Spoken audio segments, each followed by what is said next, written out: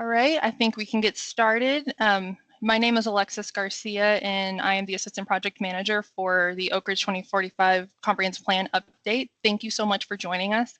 This is our second virtual meeting for the project. We've done a number of engagement events, and so this is just another way to make sure that we're reaching out to the community, letting them know about the project plan, and getting more engagement from everyone who lives there. As this is a virtual meeting, just a little bit of housekeeping. Your camera and microphones are off, so they're not broken, just off for the duration of the meeting. You can use the Q&A feature to ask questions throughout. We will be answering those at the end of the presentation. We also have a number of engagement questions that we'll be asking to get your feedback. You are welcome to participate and use that in order to give your feedback to the various questions that we'll be asking. That will be using menti.com. You can use your phone to get the QR code, or on your computer at menti.com and using this code 57702689 in order to access the questions. So we can take a little look and see who's answered. It looks like a couple of people have gotten in already. And our first question is, where are you joining us from? Since this is a virtual meeting, everyone can join from everywhere.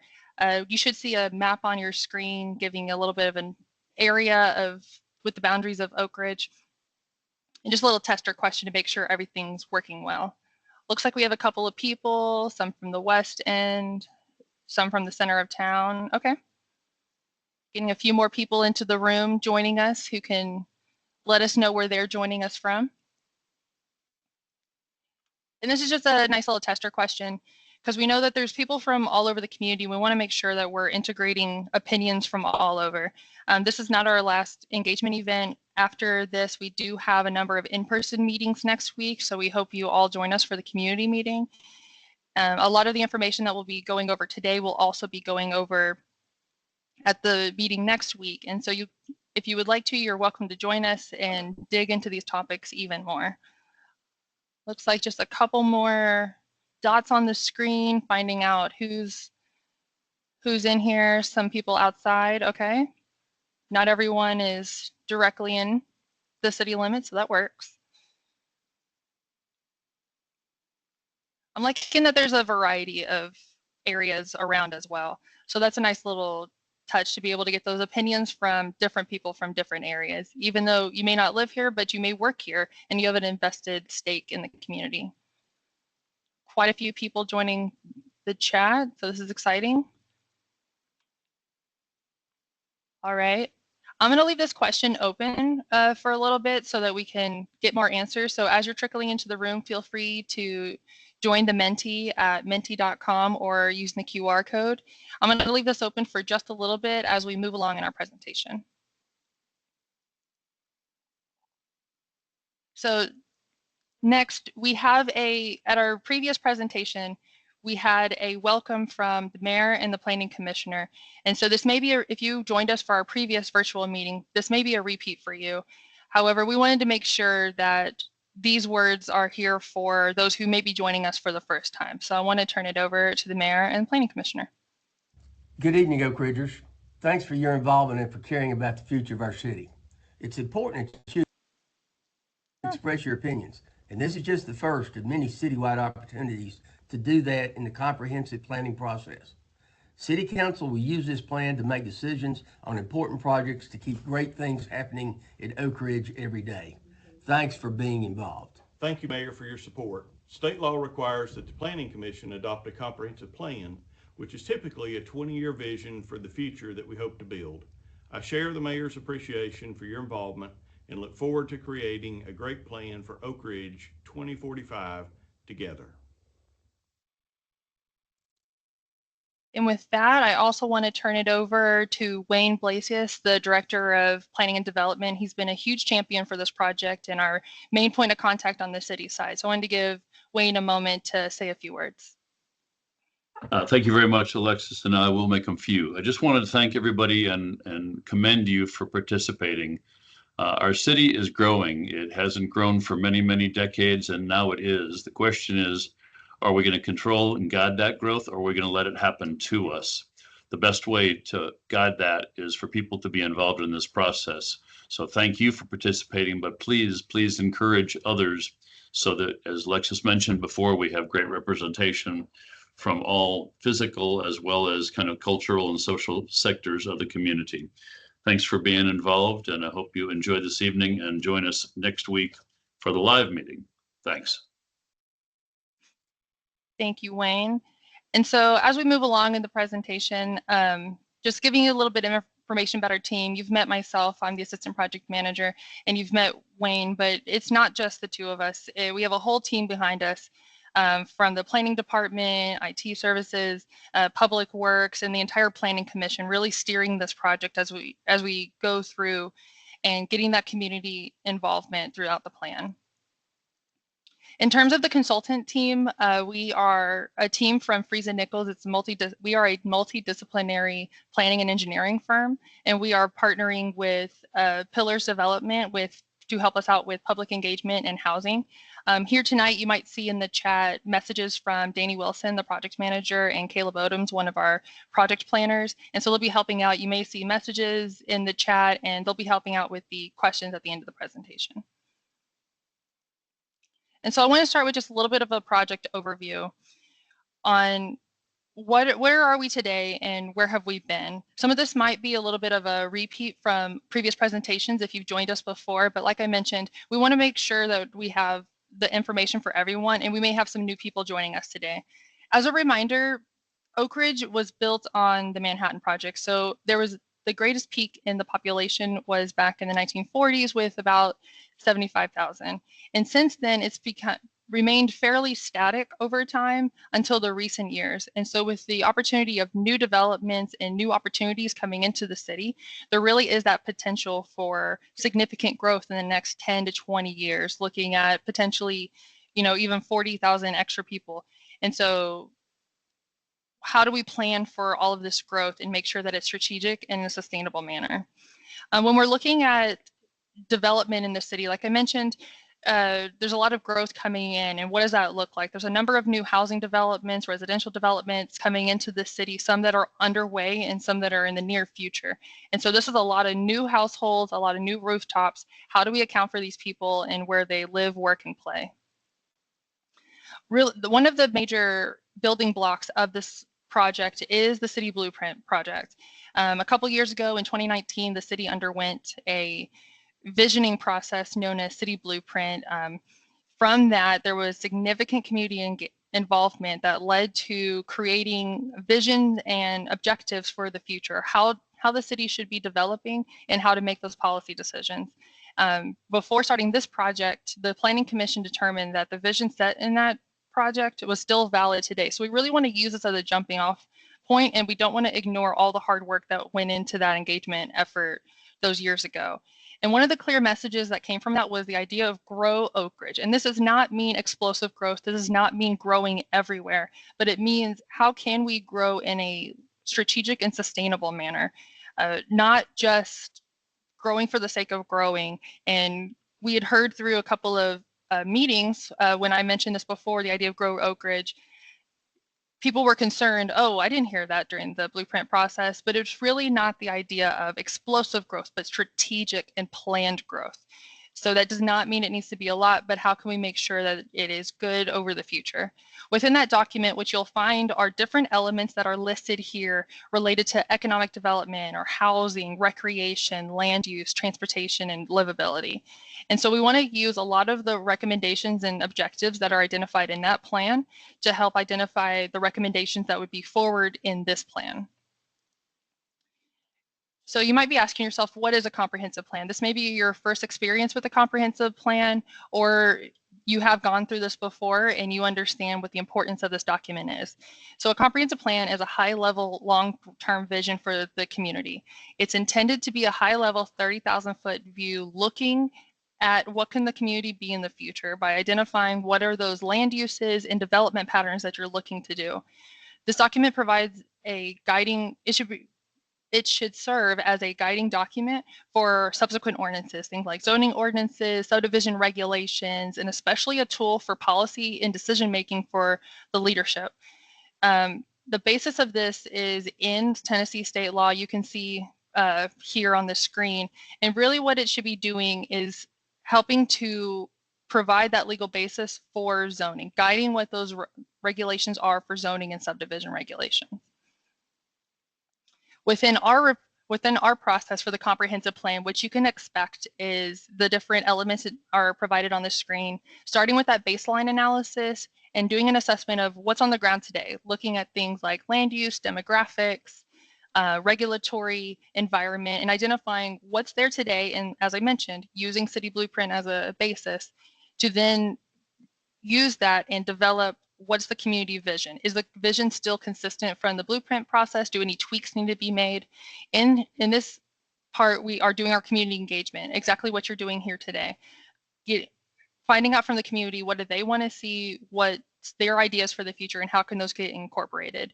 You'll notice that the different elements that we're putting into our plan are similar to the blueprint. We wanted to have that consistency of what are those different elements that make up the comprehensive plan. But one of the key elements that we are incorporating into this plan process are the small area plan studies. And so we identified 5 different small areas within the city for a little bit more focus and direction, especially from you all, and we'll be asking you about today during our Mentimeter, to identify what should these areas be, what's the vision for the future, and identifying specific recommendations to help those forward. And then finally, ending with implementation, arguably the most important part of the process. This is where we make sure that the plan doesn't just sit on the shelf and that there's active execution of the different recommendations in the plan. In terms of the project schedule, you can see the different phases on this screen, starting with the background analysis that I just mentioned. We're closing that out right now, trying to draft up what the different demographics are, looking at existing conditions. Then we're moving into the plan development, those different elements that I previously described, and starting to curate what does the land use look like, natural assets, transportation. And we'll talk a little bit more about land use here in a moment. Then moving into the small area studies. Those 5 different areas that we talked about, really curating what those different areas should be in the future. And then around September to October, developing that implementation plan and looking at adoption going into the fall and the spring of next year. And what you'll notice at the top of the screen, public engagement throughout, because that's a key component of the planning process, is making sure that there's community involvement within the process. So to give you an idea about the public engagement that we have had to date, I want to give you a little overview of the different ways that we're reaching out to the community and how you can be involved in the future. But to start with, I want to ask you all, how have you participated in the public engagement for this project? Did you attend our community meeting? Did you attend the last virtual meeting? On your Mentimeter, you should see it open up to the next question, and you'll be able to choose all the options that you participated. Maybe you saw one of our ambassadors at a pop-up event. Maybe you saw a presentation from Wayne at one of your organizations. Or maybe you were involved in a different way, gave your opinion on the project website, or spoke with someone at a meeting. There's a lot of different ways to be involved, and we've had a lot of engagement today. About 500 participants, 1,300 touch points, and so there's a variety of ways to be involved in the process throughout. And this will not be the last time. Like I mentioned, this is our 2nd virtual meeting. As we move forward, there'll be more in-person, more virtual meetings. And of course, we have our in-person meeting coming up next week. So we invite you all to participate in that. And no worries if you can't make it, if you're double booked. We'll have all your input from today. So it looks like a lot of people took the online survey. Love to hear it. We've been reading all of the comments, and there are a lot. Community meeting, we had a good turnout at the community meeting last week. And so that's good to see people being consistently engaged with our in-person as well as our virtual touch points. And then, a couple people had a presentation at their organization. We've gone out to a number of different organizations, Youth Advisory Committee, ETAC, Chamber, different organizations within the community. And so it's good to see that there's a different touch points. So like I said, there's a lot of different ways that we're reaching out to the community. We have our traditional meetings, traditional media out there on social media, project website, online survey, and our community ambassadors. We have had quite a bit, different pop-ups in the community, open houses, presentations to different organizations. We even went out to the greens to do trivia, which was quite fun to see people answering questions about comprehensive plans. As a planning nerd, you don't always get to see that. And so just different ways to make sure that we are reaching the people where they are and getting them involved in whatever ways possible.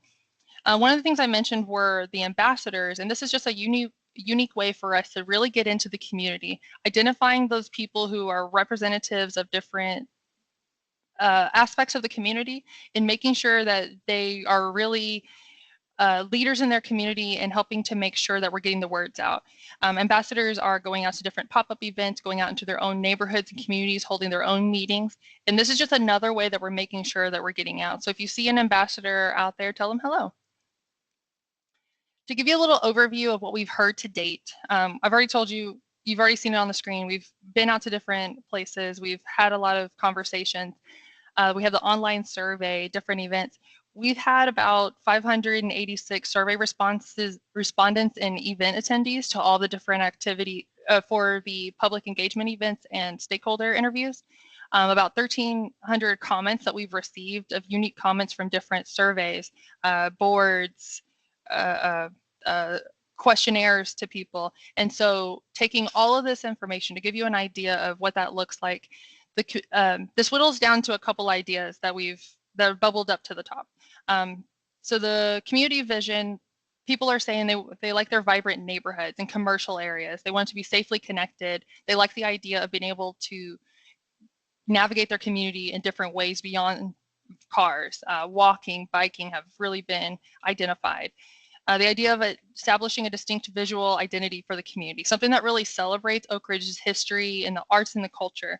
But we don't want to ignore all the innovation that's clearly built the community. And so the education system that we've heard so highly about since day one, everyone said, oh, the schools, and then the STEM and the nuclear energy that really has built the community. And then the idea of being a welcoming, diverse, and inclusive community. These are all repetitive comments and concepts that have been repeated when we're asking people what do they want to see in the future and how do they want to grow. When we ask people about growing and retaining residents, they strongly or somewhat support the idea of growth. And so there is that consistency with the blueprint that the idea of growth is good. And that, like I mentioned, that does not mean just explosive growth, that means strategic and planned growth. On the screen, you can also see the idea of people are really supportive of local restaurants, small businesses, accessibility, like I mentioned earlier, walking, biking, public transportation has been a big topic. The idea of affordable housing and a variety of housing, it's not necessarily just one type, say apartments or single family. There's been a repetitive need and desire to have more housing options that are just affordable for everyone to live in. The idea of developing a vibrant city center, which will come into play when we take a look at our small areas here in a moment, and having more activities for all ages in nightlife. There is the idea that there's a need for improving roadway conditions and people not really liking the traffic volume. The aging infrastructure is an issue that needs to be addressed. Not really liking as many big box or franchise retail, but that goes hand in hand with the idea of supporting more small business and local restaurants. And then having that balance of, if we do bring in more tourists, how does that disrupt that small town feel? And so making sure there's that active balance as we move forward. Alexis, I think that you have the information from the previous surveys online, or we'll have it soon, so that people can see what others have said through the surveys and other comments, correct?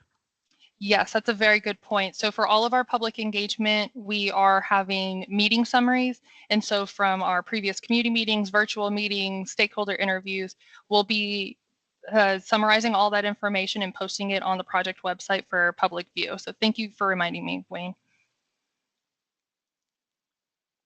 So as we move forward, we've talked a little bit about where we came from and what we've heard. And so now we want to take a look at land use. I talked about the comprehensive plan and what that means. And one of the major pieces of the comprehensive plan is the land use plan. And this identifies where the community wants to grow in the future. But first you have to look at where are we today. What you have on the screen here is the existing land use plan. And what this does is provides us an idea of what's there today so that we could take consideration of what we want there to be in the future. This map is not 100% accurate. What's on the ground is always changing and evolving. And so the moment this map is made, it's probably out of date. But what it really does, you can see the different colors on the map showing the different where residential areas are and commercial areas. And it gives us a good idea of where we're starting from. So as we develop that future land use map, we can start to create where does the community want to be in the future. Some of the considerations that we're looking at are opportunities related to the DOE land. That's a significant land use in Oak Ridge and we can't ignore it. And so we want to think about how is that an opportunity versus a limitation? How can we work together and how can we look at those opportunities for growth? Looking at opportunities for preserving the legacy housing that really built this community, planning ahead for economic announcements, the new Arano facility, the idea of downtown development, new residential developments on the map I showed earlier. And so taking into account what are those growth what's on the ground today and what do we need to plan for in the future and how do we plan for where these people are going to live, work, and play?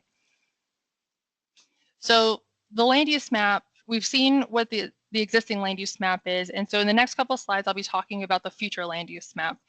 And what the land use map does is it really influences zoning map decisions. You can kind of consider it a selfie for the future of Oak Ridge, if you will. The current map was last updated in 1988, so we're well overdue for an update. And you can see the previous map on this screen. And what we'll be doing as we're moving forward is updating this map and thinking about what kind of land uses need to be a consideration as we move forward, and how do those curate what the land use designation should be. So one of the things I just want to start with is what's the difference between future land use and zoning? Typically, when you see colors on a map, what ends up happening is people directly jump to zoning. And there is a difference between land use and zoning. Land use is that high level 30,000 foot view guiding document for things like zoning regulations. Zoning regulations, the zoning map and the zoning regulations are regulatory and are how development actually gets on the ground. This is where you can think of setbacks or land use restrictions, while the land use map provides a guide for this. So when a new zoning request comes in or a new development comes in, city leadership can take a look at the land use map and say, what did the community say they wanted? What does it look like? How should the city develop? And how should we make those policy changes accordingly? And so while they look extremely similar, and sometimes even myself, I get confused, they're not the same. And so you can think of it as the future land use map as a guiding document for zoning. A couple of considerations for you to think about is what are the appropriate land uses? What's there today? What do we want there to be? What's the density and intensity of different land uses? Some land uses are not likely to change. Something like a physical, like open spaces or a waterway are not likely to change. Areas that are floodplain are more likely or more suitable for open space, so that might be something along a waterfront. You also want to consider mobility opportunities in relation to land use. Very commonly, these go hand in hand, and they're represented by different colors. So you can see a general scale here on this screen. Our lowest intensity land use is going to be open space, and this is represented generally by green. Your residential uses, your low, medium, high, this is like your single family homes, duplexes, and multifamily homes. Those are shown in shades of yellow, orange, and brown. Then when you get to commercial and office uses, those are typically shown in shades of red and pink. And industrial is traditionally shown in purple. And so when you're looking at the map, you can consider what those different land use designations are and what they mean. And so I'm going to talk about this in just a moment, but what I did want to do is open up the Mentimeter. And so over the next couple of slides, we'll ask a couple questions about the land use categories and growth. And so I just want to open this up. So if you have any questions or thoughts, you can go ahead and drop them into the Mentimeter. But these are our future land use categories. We talked about land use and existing and how we're going to update this map. But first we want to start with what are the different categories. When we took a look at Oak Ridge and the different existing land uses and needs for the future, we identified these different land uses to be generally appropriate. And so as I go through these, I want to hear from you all. Do you agree? Are we generally do you think that these land uses are accurately describing the different uses that you see in the community? Do you think something else can be considered that's not here, or should we be thinking about something on the map? So as I go through these, just keep those ideas and questions in mind. So we have a designation for the legacy neighborhoods. This is intended for those areas where the Manhattan homes are, to really protect that land use and that housing type. While it is single family housing, it's not your typical subdivision development. And so we wanted to make sure there's consideration for that land use type. Then we have our low density residential. This is what you can think of as a typical traditional neighborhood with your single family homes, front yards, and everything. These are going to be a little bit larger lots, and in the context of Oak Ridge is typically going to be seen in those newer developments. Then you have your medium density residential. This is capturing really a diverse amount of housing, somewhere between single family and multifamily. A lot of times it is implemented in the idea of townhomes, duplexes, maybe even quadplexes, but really getting what we refer to as missing middle, but that housing that's between apartments and single family homes. Then you have your high density residential. You can traditionally think of this as multifamily homes. This is going to be in areas where there is existing multifamily, or maybe even an opportunity for more multifamily housing. You might see a little bit of this in the central part of the city where the new residential developments have come in. Then we have our commercial category. This is going to be more representative of those large scale regional uses. You can think of this more along Illinois Avenue. These are going to be your big, not necessarily big box, but visually, if you would like an area, it'd be along the Turnpike or along Illinois, where you have those traditional shopping centers or those areas you're going to do a lot of shopping or general commercial uses that's not necessarily retail. Then you have your neighborhood mixed use, and we identified this land use intentionally with the idea of, with the makeup of Oak Ridge, you have these small neighborhoods with the need for just small residential scale. So this is mixed use in commercial type uses, but in a neighborhood scale that's appropriate and community oriented. Then we have our mixed use designation, and this is going to accommodate a lot higher intensity uses and higher density of residential and commercial.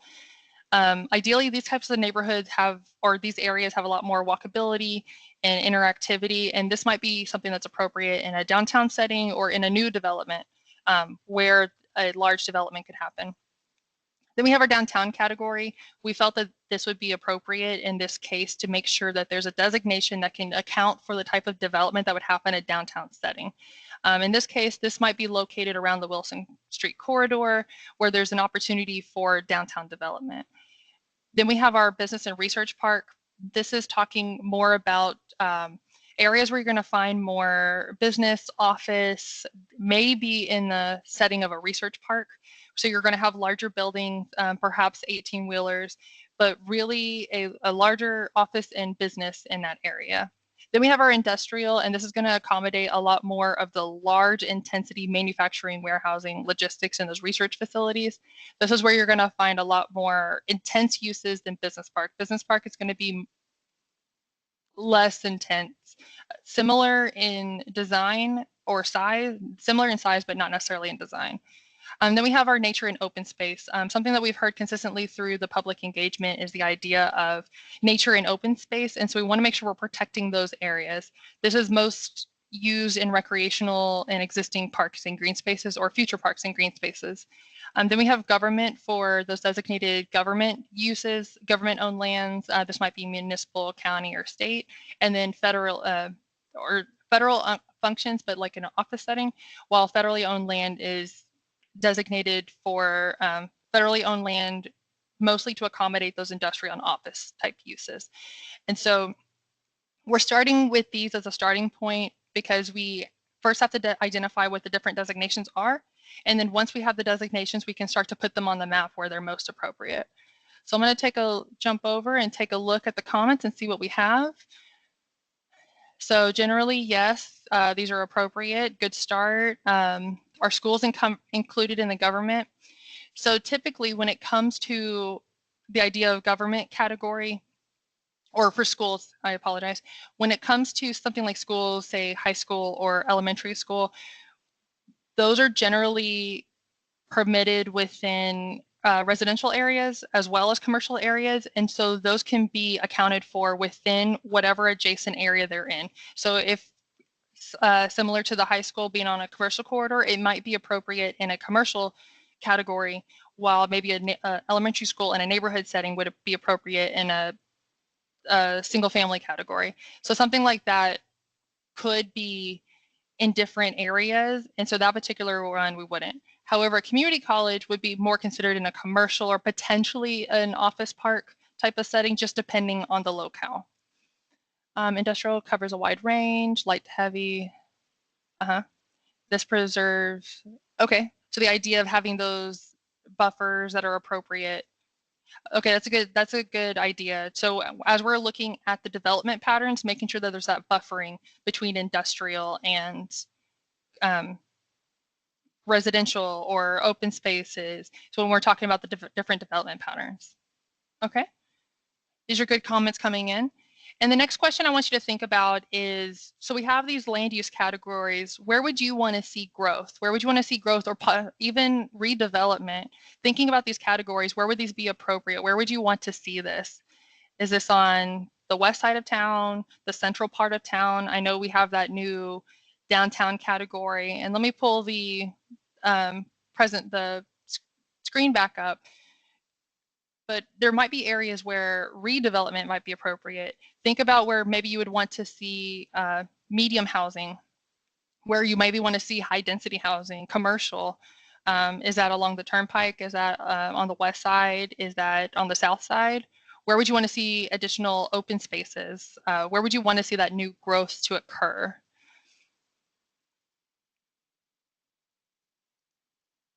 Downtown and out west. That's definitely something that we've heard pretty consistently. The Central City area, the idea of bringing in more of the residential, commercial in that area, definitely. Redevelopment in Emory Hills, okay. More redevelopment, Warehouse Turnpike. Keep that energy, because when we get to the small areas, we'll actually be talking about that area and what you want to see there, what that redevelopment actually looks like. All right, and the redevelopment up and down the turnpike. Yeah, that could definitely be redevelopment, looking at some of those shopping centers. What could those be, and how do the different uses work together? Commercial closer to the west side of town. That's a repeating idea as well that we've heard pretty consistently. The west side of town, mixed use neighborhood, Warehouse Road, okay. We can dig more into what the mixed use looks like in the Warehouse Road. I'm curious to see what type of uses you all would want to see there when we talk about what that redevelopment looks like specifically. More mixed use, Belgrade. All right. I'm so glad that y'all are excited, because we're going to get there in just a moment. Belgrade Road, more investment in the Jackson Square area. Okay. And we can also talk about what that investment looks like as we're moving forward with the recommendations. Okay. Well, I do want to keep our presentation moving along, because I have a feeling you all are going to be very excited about the next topic. And so thank you for just taking a moment and looking at these land use categories. We will be presenting these at the in-person meeting. So if you have additional questions or want to dig a little bit more into these topics, we'll definitely be there for in-person questions and to really look at what do these different land uses mean. And a lot of you with your comments kind of jumped ahead of me, but our small area studies, I talked about, we identified 5 small areas for a little bit more detail and direction for these different areas. At our previous meeting, we had 5 different areas, but we did have one change since that time.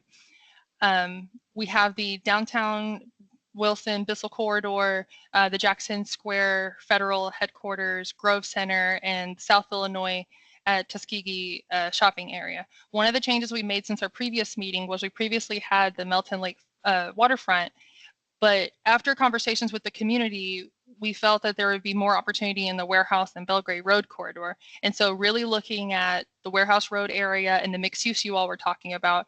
And so looking at what those opportunities could be for the future. And so I want you all to keep your thinking caps on as we move along. And I want to dig into each of the different small areas that we have and get your feedback about what you would want to see in these different areas. So this is an open concept. We want to hear from you all. And like I mentioned, we're going to dig into these even more at our community meeting next week.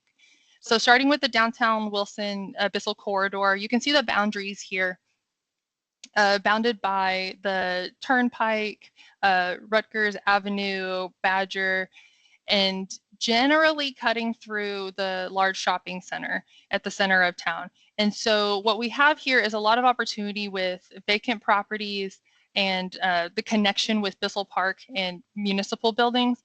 And so some of the questions we want to ask you, what do you envision in this area? What would you want to see? Is there something that you would like to keep? Make sure that doesn't change. Something that makes this area special and shouldn't be touched as we're moving forward and thinking about this. There's a lot of opportunity with these vacant parcels for new development to come in, but as well as with the large open spaces, what about redevelopment? What about having better connectivity, pedestrian? You all mentioned having more residential and more density. These are some real opportunities. The idea of connecting maybe the Wilson Street into the municipal buildings, into the adjacent neighborhoods, making sure there is that connectivity and the increase in development. And so just take a moment and let us know, what would you want to see in this particular area? Think about what kind of uses are here, what kind of development pattern. Is it super walkable? Are there plazas? Are there entertainment spaces? Is it shopping? Think about how you would use a space or what you would want to see. Civic Center in the cultural activities in the city. Definitely we want to enhance those and really capitalize that on as an opportunity for development. And then mixed use development for sure, less blacktop, more walkable.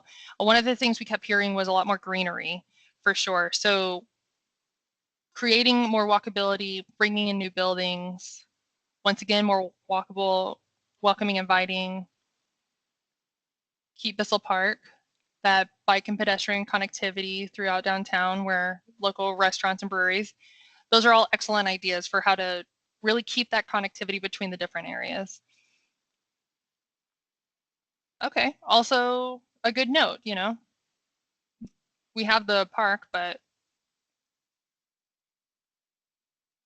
so anything to make this more special. And I think that's definitely a huge opportunity for redevelopment in the area.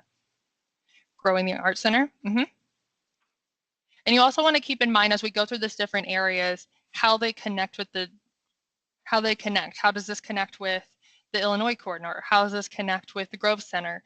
How are you interacting with the space along the Turnpike? How are you entering and exiting the area? More mixed use, sense of place for sure, cafes, leveraging Bissell Park and possibly expand behind the Heart Center. I think these are all really good ideas that can definitely translate into future recommendations. And so as we start to think about these different areas, we're going to take all the public input to curate what is the vision, what is the, what are recommendations for implementation, and what does it actually look like? So when development requests do come in, then we can start to think about what are those regulatory to make sure that it happens. All right, I'm going to move on to the next one, and we'll be digging into Warehouse and Belgrade. You all had some great ideas already about mixed use and more opportunity. With these boundaries, we're looking at the general area along Belgrade and Warehouse Road, going all the way up until the waterfront, and then you can see this kind of appendage here, and this is going along the railroad. And so we really want to capture that opportunity for rails to trail. And so you can see how the boundaries are a little bit extended, but that's definitely intentional. And so we want to think about what are those opportunities within here. A couple of you said mixed use, opportunities with hops and hounds. This could be mixed use, this could be entertainment. Something that we'd heard previously was the idea of capitalizing on the rails to trails. And so if this is a trail system, how are people entering and exiting, going by bike, ped, bringing their dogs with them, the opportunity to redevelop some of the existing warehouses. But we also want to think about the adjacent uses, the surrounding neighborhoods. How are those interacting? How are people entering and exiting? What is that relationship between them? And so once again, what do you want to see in this area? What ideas do you have for this particular one with the Belgrade Road corridor? Okay, definitely small compatible commercial for the rails to trails. Some of the things that we were looking at was the trail system, the connection with the waterfront. One of the things that we heard was the rowing competitions and having somewhere to go. Where's the parking? We heard what are people doing afterwards? Where are they going to? How can we create that sense of entry and sense of place for it as well? Easton Commercial Center, okay. Connecting the trails, entertain, retail, things that older people would use. And that's a good point. We did hear about families and things for entertainment, but we want things for all ages to do, not just families and small children, but also adults. Buildings should be accessible, okay. A second senior center, okay. No, that's a good point. On this side of town, that could be an opportunity for additional community services to be located here as well. Redeveloping the area could be compatible with the local neighborhoods and bringing more for the neighborhoods. All right. And then storefronts need to be renovated or updated. Most are very descript. Trails should really enhance the opportunity. So the idea of redevelopment, but also facade enhancements. In some cases, it could just be a facade enhancement, could really make a difference in the sense of place and how people experience the place. And so I think in some cases it might be a full overhaul, but in others, really just cleaning up the streets and the facade and creating that district's idea. Parking for rails to trails. Also a good point, having public parking, having an access point in this area might be a good idea. I also want to point out that the city will be following up this process with a Parks and Trails master plan. And so there'll be additional effort looking specifically at trails and parks in addition to land use and development. Having a variety of uses along Warehouse Road, definitely, for sure. More compatible zoning to go with the rails and trails. And that's something that we can definitely do when we're looking at the development patterns, making recommendations for zoning compatibility and recommendations for what it should be in this area so that when new development comes in, it's more compatible with the surrounding area. Including public facilities. Oh, okay, right, and no sidewalks currently. So enhancing that pedestrian connectivity for future development. Okay. Okay, code enforcement, definitely something that you want to tie in with that, with any new development and making sure that the quality of development is there.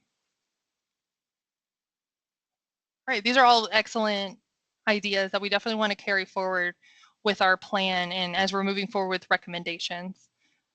Support for rail to trail project, redevelopment, not just superficial change, must relocate some industries to new industrial parks, which is also a good point. There is already existing industrial within this area. You want to take into consideration, are there other places for them to go? If this does turn into a entertainment district, how do you account for the relocation of these types of uses to a central location for business and research? All right. This is excellent. I'm going to move on to the next questions so that we don't run out of time. And our next area, just to keep you in mind, is the Jackson Square and Federal Headquarters. And we did see a couple comments about Jackson Square and making sure that small town feel and the connectivity there. So I'm going to jump over to the presentation just so we can have a bigger map. And so in this area, what we're looking at is that within this area, you can tell that it's a little bit large. And you have your Jackson Square area as well as the federal headquarters. And with future opportunities, what does this whole area look like? What does it look like as a sense of place? Is there consistent branding, consistent look and feel? With vacant parcels, is there an opportunity for new development? With existing parcels, is there an opportunity for redevelopment? This is right here on the turnpike. What does that frontage look like? What type of uses should be in here, as well as potentially even pedestrian connectivity? Can you navigate this area on foot? When you're thinking about like the location of Roan College and how people are getting around, how are they navigating this space? What if you want to go to lunch? Is it easy to navigate across the Oak Ridge Turnpike? What kind of land uses are in here? How are people using the space? So think about what do you want to see? What does this look like in the future? What's the future vision for it and everything? And let's see what comments we have coming in.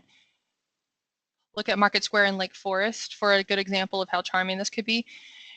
Yeah, and one of the things that's been pretty consistent throughout is the idea of um, keeping that small town feel and that local flavor, especially of Jackson Square. And the pedestrian connection between the large tracks, definitely, because you can clearly see it where that disconnect is and how it is difficult in order to do that. How could this be more pedestrian friendly or bike friendly? We've heard a lot of interest in having more bikeability and walkability throughout the city. More sidewalks, more sidewalk connectivity. And are there any other uses that you would want to see? Because I know there's been a lot about protecting the feel of Jackson Square, but there are some opportunities for new development within this area as well.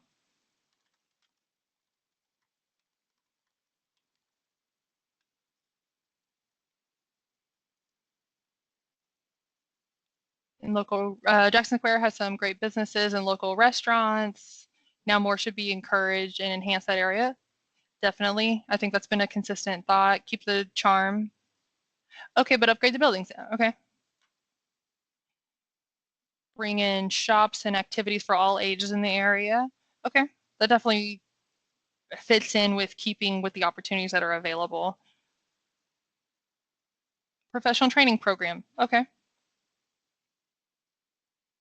Yeah, we can look at reuse of those buildings. What could be appropriate, not necessarily what is going to be, but if there's a desire for certain uses in the city, how can we locate them?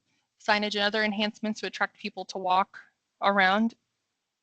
I think that's a kind of a low-hanging fruit where signage could be something that's an easier approach in order to enhance an area and invite people to walk around the area.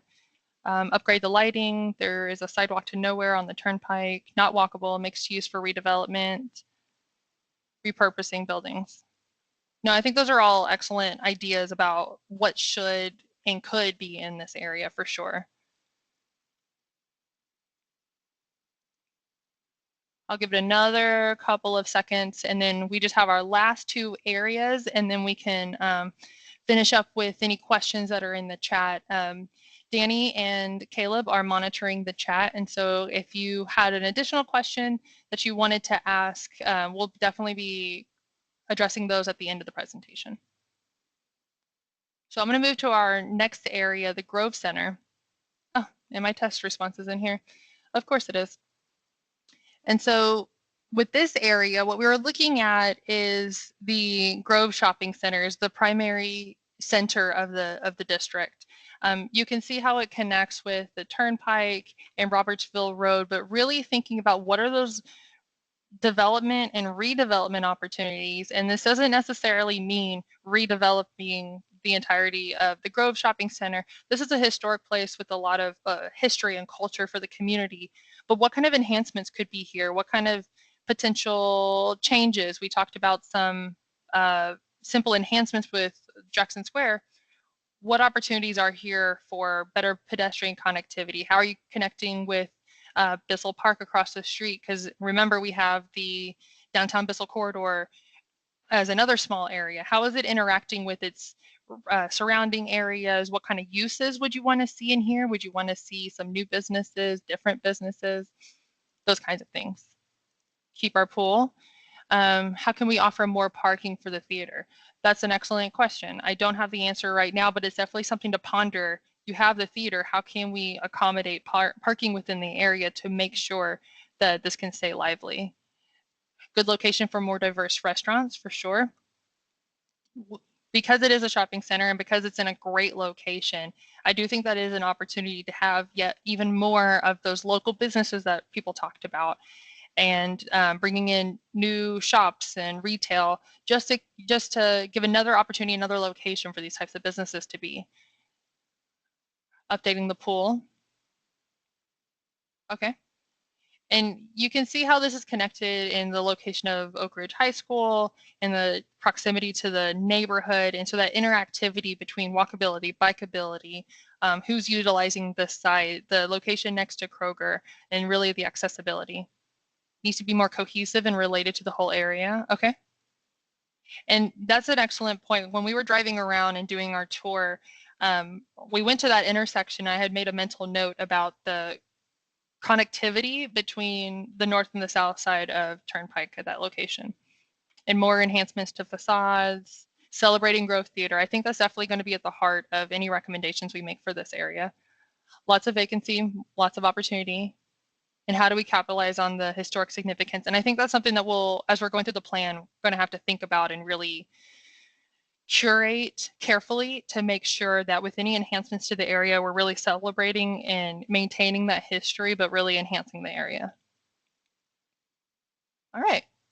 And with our last couple of minutes, we have our last area to get y'all's opinion. And so that's going to be the shopping center, South Illinois, Tuskegee shopping area. And this is primarily the south side of Illinois. So let me bring up the larger map. So in this area, you can see it's primarily the south side, and we have all the adjacent commercial along the roadway and then along Tuskegee. And then we also have, there is a creek that kind of runs through this area and could present an opportunity. We had heard from some people at our previous meeting the idea of capitalizing on it, of the open spaces and the recreation opportunities that come with that. How can we better utilize the frontage? How can we better utilize these parking lots, better utilize the existing structures? Are all of these businesses and buildings fully utilized? Are they being used to their best ability? Is there an opportunity for new development, redevelopment, branding, placemaking? This is one of the main entrances to the city. So when someone's coming in, they're coming up Illinois Avenue, and what do they see? How are they welcomed to the city? What is the first thing that they see, and what does that look like? And so I'll jump over to the comments. And so just thinking about this particular area, what do you think the future of this area could be? What does it look like? What does it feel like? How are you utilizing it? What kind of uses do you see? Are they restaurants, retail, personal services, community services potentially? What's that connection with the adjacent neighborhoods and adjacent retail areas? Because we have the Bissell Park, Wilson corridor to the north. We have the entrance to the city to the east. You've got surrounding residential, single family residential, high density residential in the area. The Greens has much to offer, but a hidden gem. We loved the Greens when we went over there. So you are definitely right that it is a hidden gem. How can we get rid of the empty buildings that are falling apart?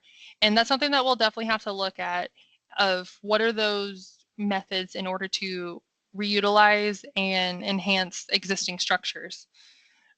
How do we encourage landlords to promote positivity to the entrance? And I think that can come through things like incentives or partnering. We'll definitely have to look at those kinds of recommendations through the plan, but these are definitely things that we'll need to think about. And thank you for making those comments so that we can make sure that we're addressing them as we're thinking about the actual plan for this small area. Greenway advocates have a notion about a bike ped path through this area. And I think those are the people who we've heard from giving those ideas about what that connectivity looks like in terms of bike ped.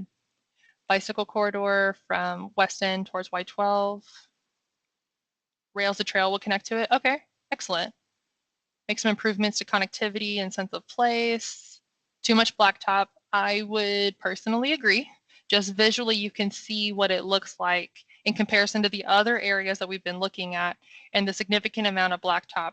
How can we incorporate more greenery? How can we incorporate more buildings, walkability, some way to break that up a little bit? Creek corridor could provide a greenway opportunity that might in the future provide a link with the new rails trail program to patrol the road.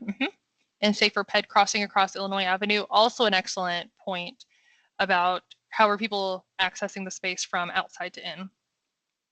And just a general facelift. Okay. Well, I thank you all for your input. We'll definitely be taking all of this into consideration so that as we go forward with these plans, we're aiming to have a community-driven plan. And so this is not just by us, this is by you all. And so all the points that have been made tonight, as well as next week at the community meetings, we'll be taking all this information to help curate how do we need to move forward and what do those recommendations look like. So with our last couple minutes, I just want to take a moment to answer any questions that may have been in the chat. I did not see any of them, and so I'm going to ask Caleb and Danny if there's any new questions that we should be addressing here with our last couple of minutes. Yes, Alexis, we had a few questions come in the Q&A. The first was asking about the nuclear industry and how quickly it develops, and if the city should adopt specific zoning requirements for the industry. So as you mentioned in your presentation earlier, the comprehensive plan project is a higher level plan, but that is a recommendation we can definitely include as we are looking at other ordinances and policies that the city has to make sure that they're looking at zoning regulations around the nuclear industry. For what it's worth, we're working on a new zoning district for the new nuclear industry. So great comment. We also had a question if we are familiar with visitable housing. That's for people with wheelchairs or physical disability to be able to visit friends and colleagues. And I responded yes. And if people think that that is a type of housing that is needed in the city, to please let us know. So you can definitely do that in our survey or on the website. And then we also had a question, Wayne, maybe you could answer. Someone was asking about something going in between the car wash and Kroger right now. Yes, that's a new restaurant called Connors. I'm just blanking out, but a new kind of family restaurant. So, yep, sounds like I'll add to the chat that is a new restaurant, but it is not part of this planning process. That is a private development. That is not part of what we're doing here right now. Looks like we've had one more come in. Will parking standards be reviewed?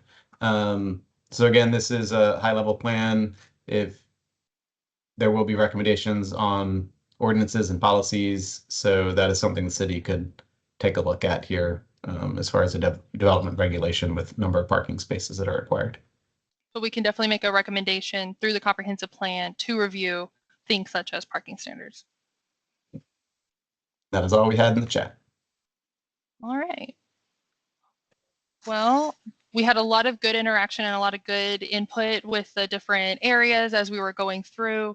It looks like we have a couple of questions in here, and we are just at the end of our time at 7 o'clock. If you do have one last minute question, feel free to drop it in the chat, and we'll address all questions with a FAQ, and it'll be posted on the project website for public view. And so in terms of next steps, you can visit the project website at oakridgetn.gov/comprehensive plan. Up there, you can take the online survey. You can tell us what your vision is. You can view all the project documents, such as the summaries, and you can also sign up to stay connected. And this will take you directly to the city's Notify Me system, so you can sign up directly for comprehensive plan updates as well.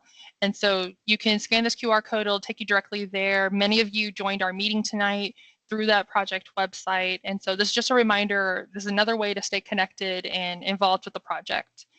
In terms of next steps, we are going to continue drafting the plan. Like I said in the schedule, we are now working on finishing up the blueprint elements and starting to curate starting to talk about what those small areas look like. We're continuously collecting feedback from the online survey, so please tell your friends, neighbors, and family about the online survey. We want to hear from everyone. We're going to continue with the public engagement. And like I said, there's a variety of different ways, pop-ups, community meetings, and you are all invited to join us at the Community Open House next week on April 28th from 6 to 8 p.m. at the Oak Ridge Conference Center. We will all be there, and you'll be able to, we'll have a brief presentation about the project, very similar to what we had tonight, as well as interactive activities where you can give more feedback on the small areas, the future land use, and other information that'll be at the meeting. And with that, I thank you all for joining us, and this concludes our meeting. So thank you very much.